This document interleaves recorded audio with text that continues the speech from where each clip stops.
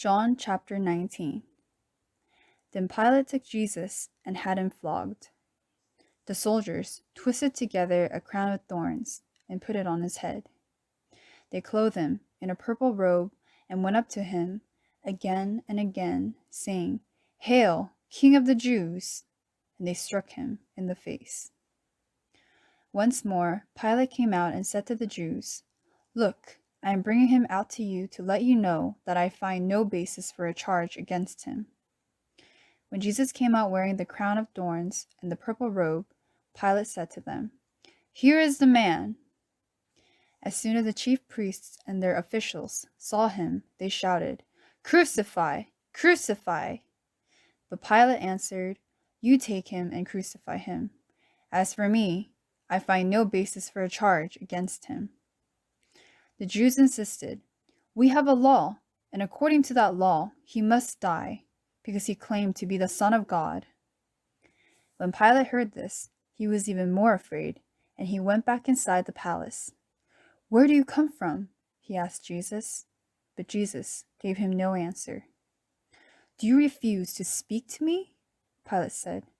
"Don't you realize I have power either to free you or to crucify you?" Jesus answered, "You would have no power over me if it were not given to you from above. Therefore, the one who handed me over to you is guilty of a greater sin." From then on, Pilate tried to set Jesus free, but the Jews kept shouting, "If you let this man go, you are no friend of Caesar. Anyone who claims to be a king opposes Caesar."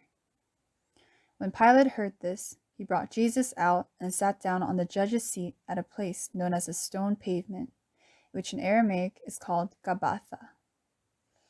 It was a day of preparation of Passover week, about the 6th hour. "Here is your king," Pilate said to the Jews. But they shouted, "Take him away!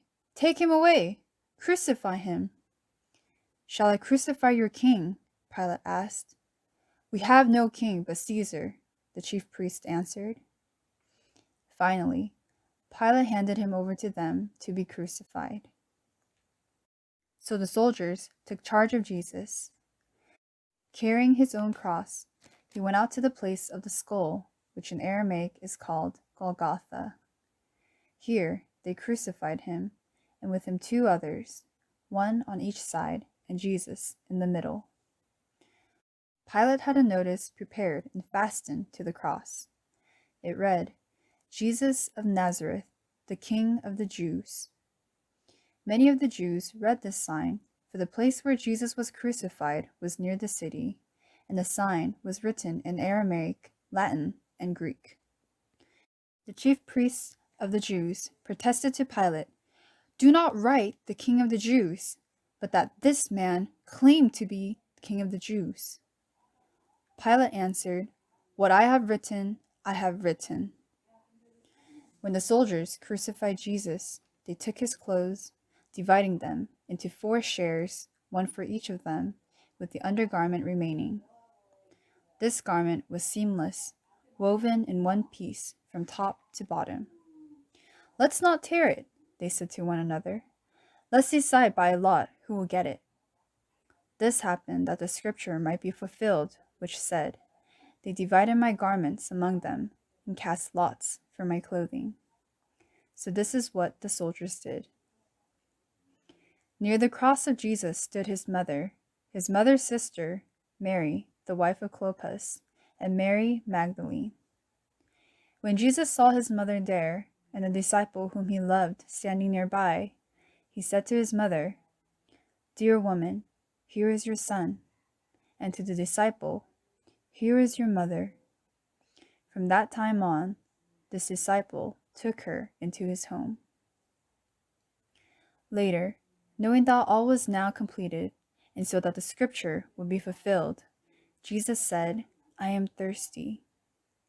A jar of wine vinegar was there, so they soaked a sponge in it, put the sponge on a stalk of hyssop plant, and lifted it to Jesus' lips. When he had received the drink, Jesus said, "It is finished." With that, he bowed his head and gave up his spirit. Now it was a day of preparation, and the next day was to be a special Sabbath. Because the Jews did not want the bodies left on the crosses during the Sabbath, they asked Pilate to have the legs broken and the bodies taken down.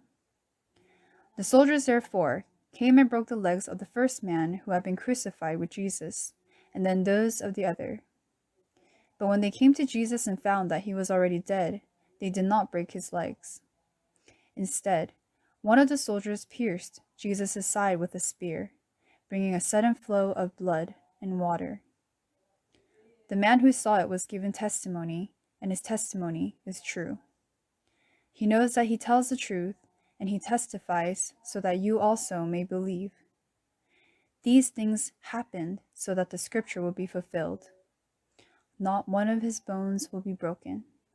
And as another scripture says, they will look on the one they have pierced. Later, Joseph of Arimathea asked Pilate for the body of Jesus. Now Joseph was a disciple of Jesus, but secretly because he feared the Jews. With Pilate's permission, he came and took the body away. He was accompanied by Nicodemus, the man who earlier had visited Jesus at night. Nicodemus brought a mixture of myrrh and aloes, about 75 pounds. Taking Jesus' body, the two of them wrapped it with the spices and strips of linen. This was in accordance with Jewish burial customs. At the place where Jesus was crucified, there was a garden, and in the garden a new tomb in which no one had ever been laid. Because it was the Jewish day of preparation, and since the tomb was nearby, they laid Jesus there.